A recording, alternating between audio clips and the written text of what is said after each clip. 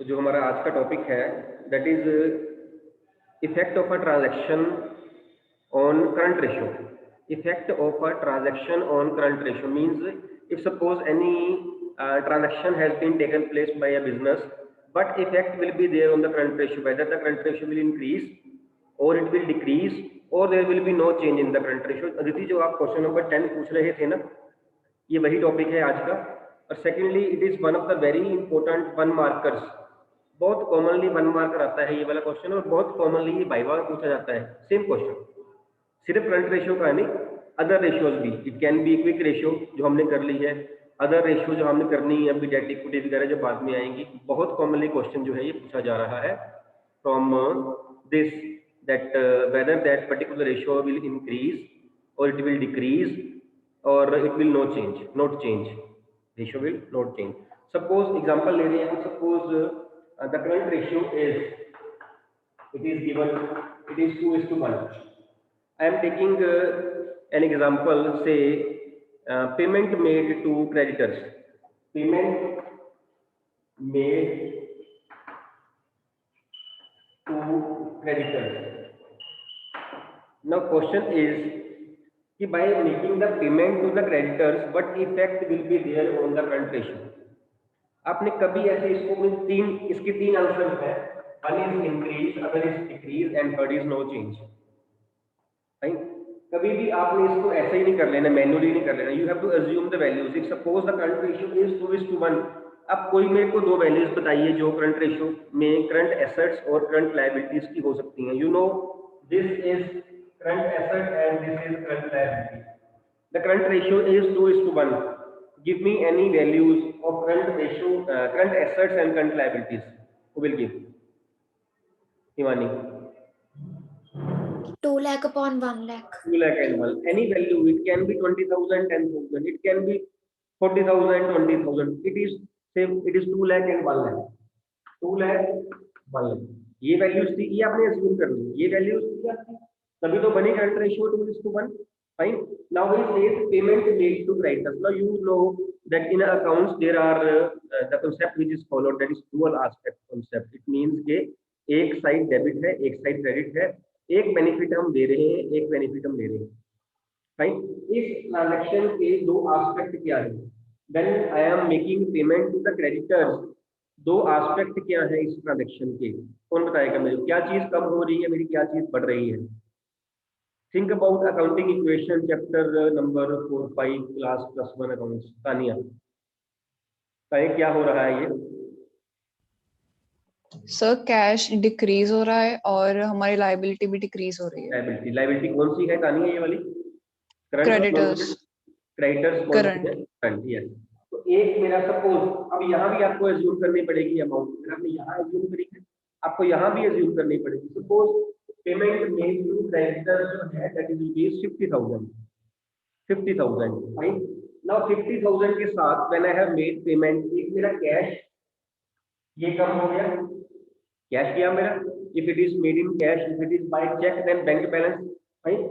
And secondly मेरे जो creditors हैं वो भी मेरे कम हो गए. कैश मेरे लिए करंट एसेट, क्रेडिटर्स मेरे लिए current liabilities. I hope I am clear. एक मेरा कैश कम हुआ रुपीज 50,000 के साथ जो मैंने अज्यूम किया. एक मेरे क्रेडिटर्स कम हुए सेम अमाउंट के साथ. Fine. Rupees 50,000. Cash is current asset. It is a part of cash and cash equivalents. Creditors is a current liability, part of trade payables current liability as per balance sheet. ऐसे ही. Fine. तो जब मैंने 50,000 के पे किए, ये मेरी current assets थी और ये मेरी करंट लायबिलिटीज थी. When I have paid rupees 50,000, cash भी मेरा कम हो गया और क्रेडिटर्स भी मेरे कम हो गए. दो एस्पेक्ट है यहाँ पे, दोनों ही जो है करंट रेशियो का इफेक्ट कर रहे हैं. मेरा कैश भी कम हो रहा है और मेरे क्रेडिटर्स भी कम हो रहे हैं. Fine. Now after this payment my new current assets will be rupees 1,50,000. 2 lakh minus 50,000. 2 lakh मेरे पास पहले पड़ी थी. 50,000 का मैंने ये कैश जो पे किया है क्रेडिटर्स को, मेरा कम हो गया. एंड न्यू करंट लायबिलिटीज पहले 1 लाख की थी, अब मेरे क्रेडिटर्स कम हो गए इसी के साथ, अब मेरी रह गई 50,000 की. Now what is the ratio? 150 and 50. What is the ratio here? 3:1. 3:1. Earlier the ratio was, but I have assumed here the ratio was 2:1. Now it has become 3:1. 3:1. What is the effect on the ratio? Whether it said increased or decreased or no changes there? increased. Increased. Increased, yes. So ratio has increased. Increase in the ratio. ये हमारा answer. बहुत common one marker, बहुत common viva question. अब यहाँ पे क्या है, ये ओल्ड रेशियो, ये न्यू रेशियो. अब क्वेश्चन कई बार आता है whether the ratio will increase और डिक्रीज. क्वेश्चन ये आता है, सिंपल आंसर इज दिस. अगर वो कहता है whether the ratio will increase और decrease, state explain your answer, justify your answer, give reason, then this is the reason. ये भी रीजन है जो हमने एज्यूम कर लेना है. वैल्यूज आप लोगों ने एज्यूम करनी है. अगर आपको सिंपल रेशियो दी हुई है, ये वाली वैल्यूज भी और ट्रांजैक्शन की वैल्यू भी, अगर वैल्यूज अमाउंट्स आपको दी हुई है, फिर आपने वही लेनी थी जो दी हुई है. Like this is set in sum number 10. Sum number 10 में आपको वैल्यूज दी हुई है, फिर आपने एज्यूम नहीं करनी, फिर आपके पास है values. I hope I am clear. ठीक. अगर सपोज सिंपल क्वेश्चन पूछा गया हो whether the ratio will increase और decrease, still you have to calculate this. फिर आप इसको रफ में करोगे, फिर आपको पेयर में करने की जरूरत नहीं है, बिकॉज पेयर जो है वो थोड़ा सा ज्यादा फॉर्मल सा बन जाएगा, है ना.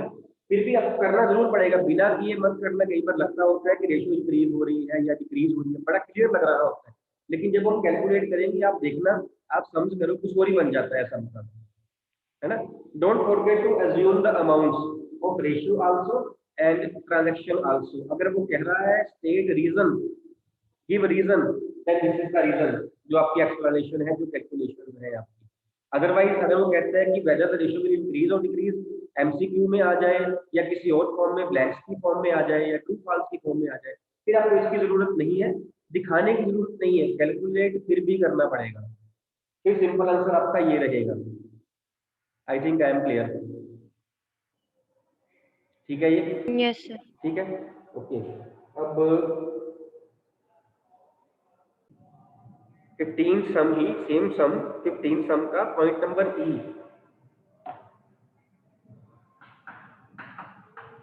Again the current ratio is 2:1. he says current ratio is 2:1. ई में ही says purchase of stock in trade on credit.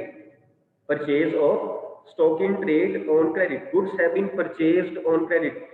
Let me know two aspects of this transaction. You will tell. Purchase of stock in trade on credit. 1, 2, 3 only. 4, 5. Only 5. See. Accounting equation. First numerical chapter of class 11th.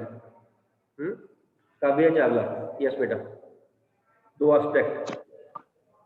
Credit पे लिए तो हमारा एक तो stock बढ़ जाएगा और एक हमारी liability in the form of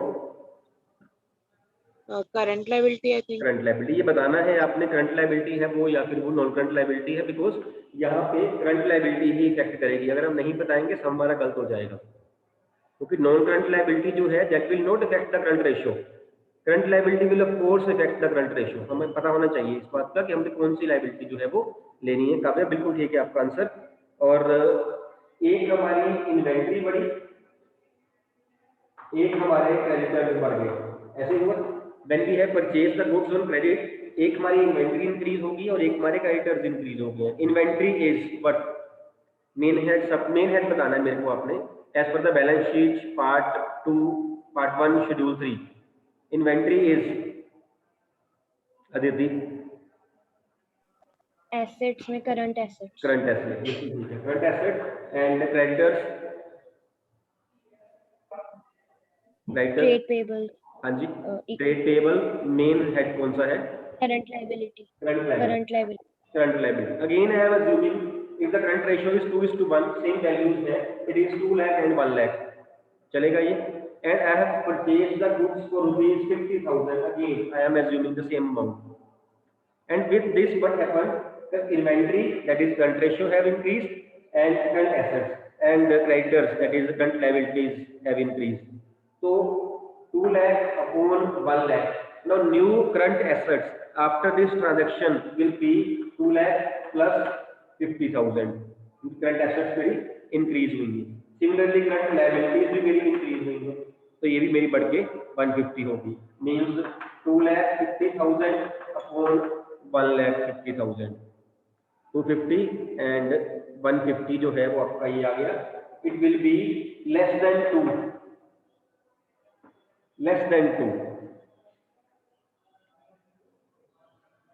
ratio will be less than 2 ना, क्योंकि अगर ये 150 है तो 2 होने के लिए 2.5 होती है। आप इसे कैलकुलेट भी कर सकते हो, it will be less than 2 because 150 के लिए यहाँ पे 3 लाख होता तो 2:1 बनना था, जबकि यहाँ पे 2.5 है, it is less than 2। Earlier the ratio was 2 equivalent to 2, now it is less than 2 means the ratio has decreased, the ratio has decreased। I hope I am clear। अभी तक डाउट है तो पूछ लीजिए बच्चे। आप लोगों ने पहले रेशियोज की वैल्यू एज्यूम करनी है एसेट लायबिलिटी की, फिर आपने ट्रांजैक्शन की वैल्यू एज्यूम करनी है सेकंड स्टेप। थर्ड स्टेप पे आपने ये देखना है कि दो एस्पेक्ट कौन से हैं ट्रांजैक्शंस के, और वो इस रेशियो को, पर्टिकुलर रेशियो को इफेक्ट कर रहे हैं कि नहीं कर रहे हैं।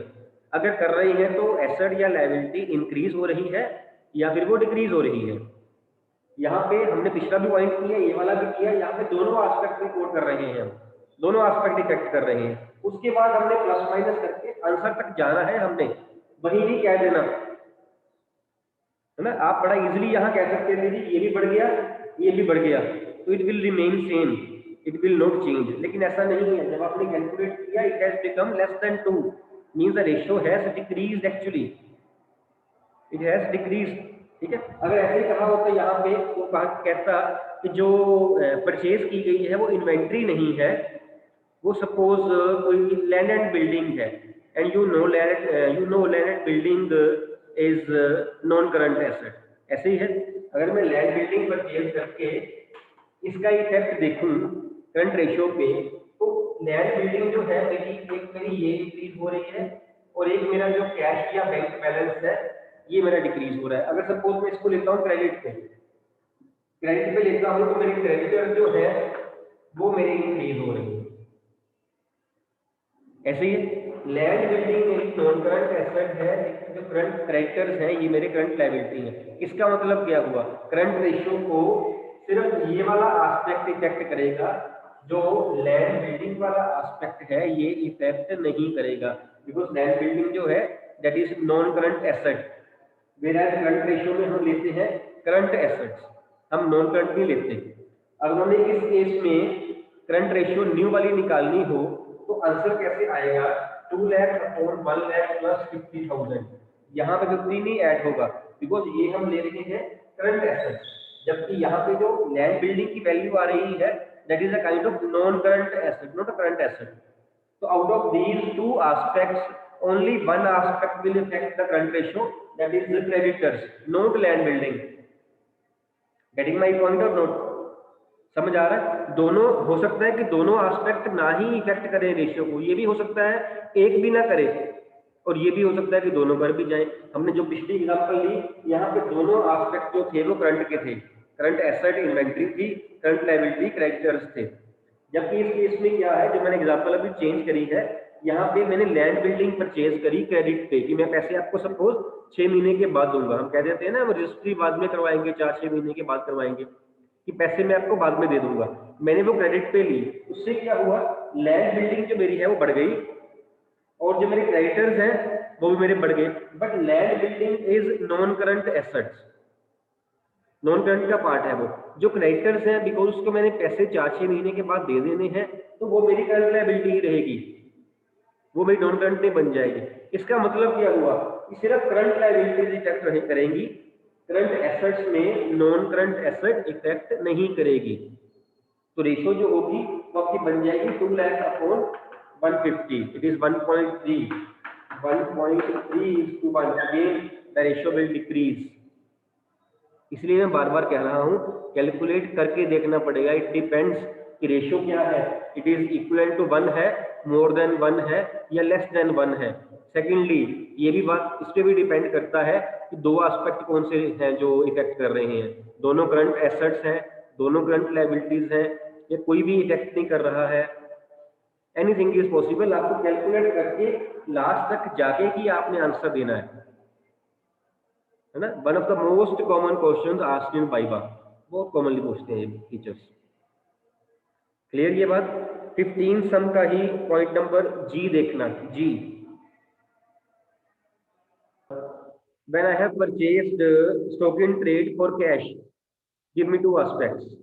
क्या क्या क्या इंक्रीज या डिक्रीज होगा? मानिए Stock increase, cash decrease. yes, stock increase and cash, because cash भी किया है तो cash decrease. Say again rupees 50,000, मैंने फिर वैल्यू वही दी 50,000। स्टॉक क्या है हमारा? Current asset, current liability, non current asset या लायबिलिटी क्या है? Current asset. Current asset. Cash क्या है? Current Current asset. मीन्स एक करंट एसेट मेरी बढ़ रही है, एक करंट एसेट मेरी कम हो रही है। फाइन। न्यू रेशियो कैसे आएगी? 2 लाख प्लस 50,000 प्लस कौन से किए हैं? इन्वेंट्री वाले, माइनस 50,000 कैश वाले।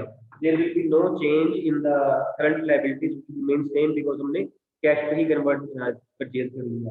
तो ratio again will be same. 2 lakh plus 50 minus 50 is again 2 lakh, and 1 lakh is of course 1 lakh. Ratio is 2:1.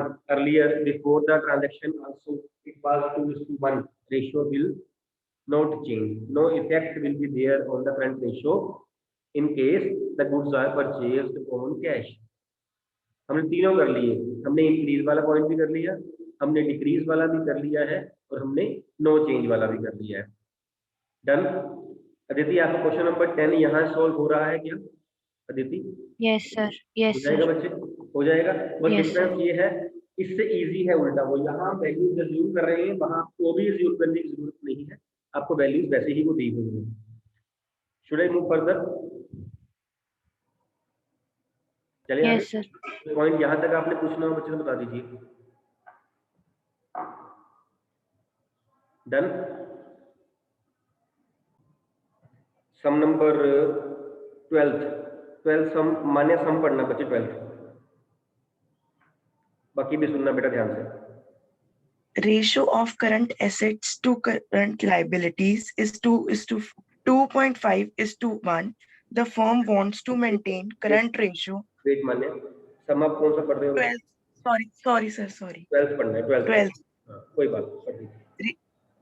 Ratio of current assets 3 lakh to current liabilities 2 lakh is 1.5:1.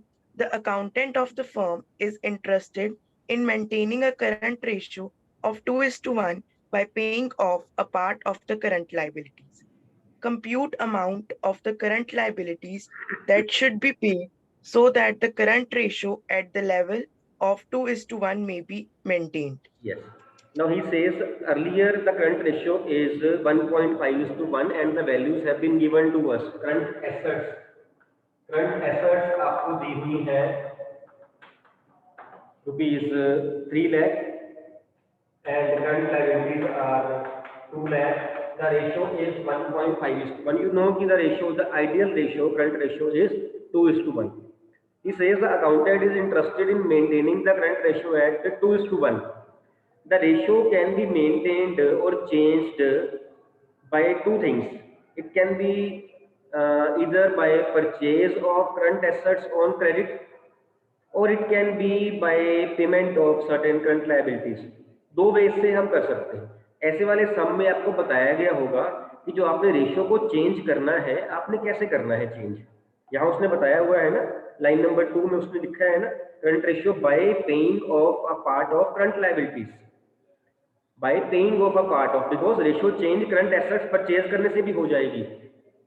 यहाँ उसने बता दिया आपको कि आपने करना क्या है, और उससे आपसे ये पूछा गया है कि वो कितनी करंट लायबिलिटीज हैं which should be paid if the accountant is interested in maintaining the current ratio at 2:1। Earlier it is 1.5:1। अब यहाँ हम एज्यूम करेंगे, हमें नहीं पता, हम तो एज्यूम ही कर सकते हैं ना। Let current liability to be paid is equal to this, current liabilities to be paid, उसने कहा ना how many current liabilities must be paid to maintain the current ratio at 2:1। हमने एज्यूम कर लिया x। Now what we are doing, we are paying current liabilities. ऐसे ही हो रहा है। करंट लायबिलिटीज पे करने से क्या होगा? करंट लायबिलिटीज पे करने से दो एस्पेक्ट कौन से हैं कितन? सर करंट लायबिलिटी डिक्रीज होगी और एसेट डिक्रीज होगा। एसेट कौन सी केतन? फिर वही बेटा, करंट एसेट। करंट या करंट? Current asset. करंट ये बताना है बच्चे, बिकॉज कोई एसेट इसको इफेक्ट करेगी, कोई नहीं इफेक्ट करेगी। तो जब लायबिलिटीज पे की जाएंगी, एक आपकी करंट लायबिलिटीज कम हो जाएंगी और एक आपकी करंट एसेट्स जो है वो कम हो जाएंगी। Earlier the amounts were given है हमें 3 लाख अपॉन 2 लाख, 3 लाख अपॉन 2 लाख। हमने पे किया x के साथ हमारी करंट एसेट्स भी कम हो गई और करंट लायबिलिटीज भी कम हो गई। ऐसे हुआ। अब ये पे करने के बाद what is the current ratio? Payment करने के बाद करंट रेशियो क्या बन जाएगी? 2:1। 2:1। ऐसे लिखते हैं इसको। Earlier it was 3 lakh by 2 lakh, it was 1.5:1। Now when the payment will be made, the ratio will be 2:1। यहाँ आप इसको मल्टीप्लाई करके वैल्यूज निकाल लीजिए, आपका आंसर आ जाएगा x इज 1 लाख। जब आप क्रॉस मल्टीप्लाई करके इसको सॉल्व करोगे, x इज 1 लाख। x क्या था? Current liabilities to be paid. आपका ये आंसर है। लेकिन ऐसे वाले केस में ना एक बार इसे क्रॉस चेक कर लेना चाहिए। क्रॉस चेक कर लेना चाहिए क्या ऐसा हो भी रहा है। अगर हम 1 लाख की लायबिलिटी पे कर देते हैं, हमारे पास एसेट्स कितनी थी पहले? 3 लाख की। 3 लाख में से 1 लाख गया, एसेट्स कितनी बच गई? 2 लाख। लायबिलिटीज कितनी थी? 2 लाख की। 2 लाख में से 1 लाख पे कर दी, कितनी बच गई? 1 लाख। अब क्या रेशियो है? 2:1।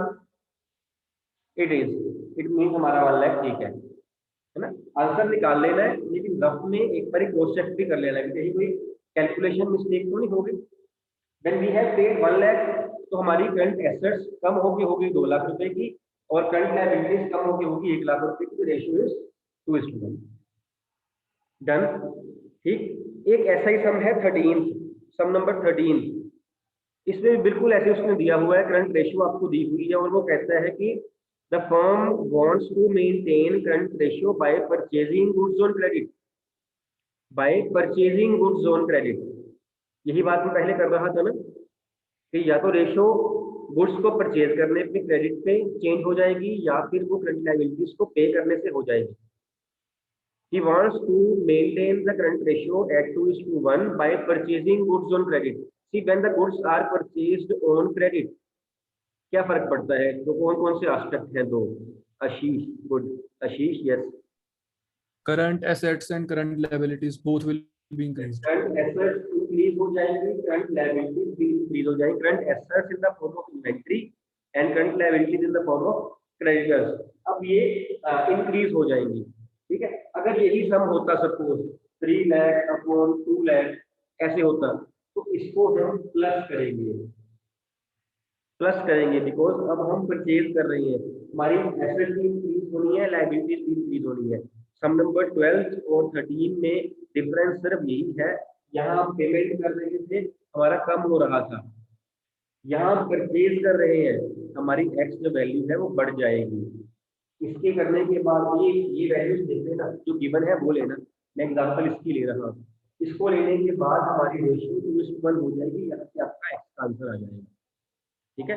इस सम में आपको 875,000 एंड 350,000 आप ये करोगे 875,000 and 350,000 plus x is equal to 2:1। ये बन गई है आपकी equation.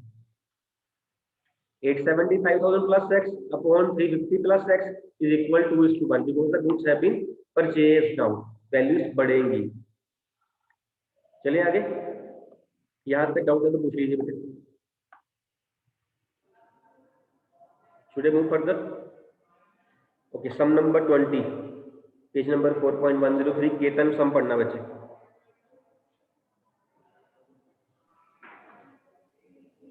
Current liabilities of a company are 6 lakh. Its current ratio is 3:1 and liquid ratio is 1:1. Calculate a value of inventory. Calculate the value of inventory। हमें दिया क्या हुआ है, करंट लायबिलिटीज एक दी हुई है 6 लाख रुपीज की एक हमें दी हुई है करंट रेशियो 3:1 and एक हमें दी है liquid ratio that is 1:1. We have to find the value of inventory. What is the formula to calculate the value of inventory? Milton. How the inventory can be calculated? Raise hand please. One only. ये हमने परसों की है बेटी वो वाले फार्मूले. 1 2 3 Kashvi. minus liquid assets. Current assets minus liquid assets. Inventory is equal to current assets minus liquid assets or quick assets. Fine. अब हमारे पास ना तो यहाँ current assets है ना ही यहाँ हमारे पास liquid assets. कुछ भी नहीं है. हमारे पास है क्या? Current liabilities है. अगर मैं लिखूं current ratio is equal to current assets upon current liability. Current ratio which is given is 3:1 is equal to current assets upon 6 lakh. चलेगा? चल रहा है ऐसा है ना. Current ratio is equal to current assets upon current liabilities. Current ratio मेरे पास है 3:1. एसेट्स नहीं है लायबिलिटीज भी है 6 lakh. Can I calculate current assets from here? कितनी करंट एसेट्स आएंगी?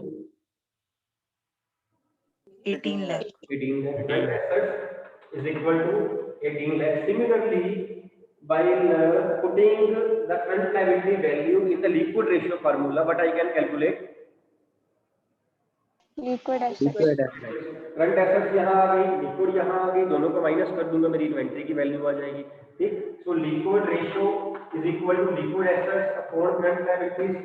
1 is equal to liquid assets upon 6 lakh. Liquid assets 6 lakh. एक मेरा ये आंसर आ गया, एक मेरा ये आंसर आ गया. इन दोनों को मैंने माइनस करना है, मेरी इन्वेंटरी की वैल्यू आ जाएगी. So inventory will be equal to 18 lakh minus 6 lakh that is 12 lakh rupees. ठीक है. 18 lakh minus 6 lakh current assets minus quick assets. Values ही आपने पुट करनी है बस कैलकुलेट करके पहले out of current ratio and quick ratio. Done. Next करें.